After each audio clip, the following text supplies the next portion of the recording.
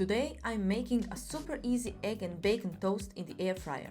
It's crispy, filling and perfect for breakfast or brunch. Let's start! For this recipe you'll need 2 slices of bread, 2 eggs, a bacon, a little salt and a little black pepper. First, take your 2 slices of bread.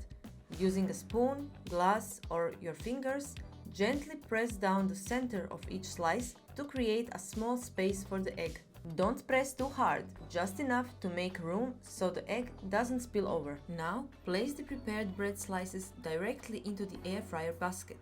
Carefully crack 1 egg into each slice of bread while they're already in the basket. Try to keep the yolk in the center. If a little egg white spreads out, that's completely fine. Now place the bacon slices on top. I'm using 4 slices, but you can add more or less depending on how much you like. You can lay them across the top or break them into smaller pieces. Sprinkle a little salt and black pepper on top of the eggs.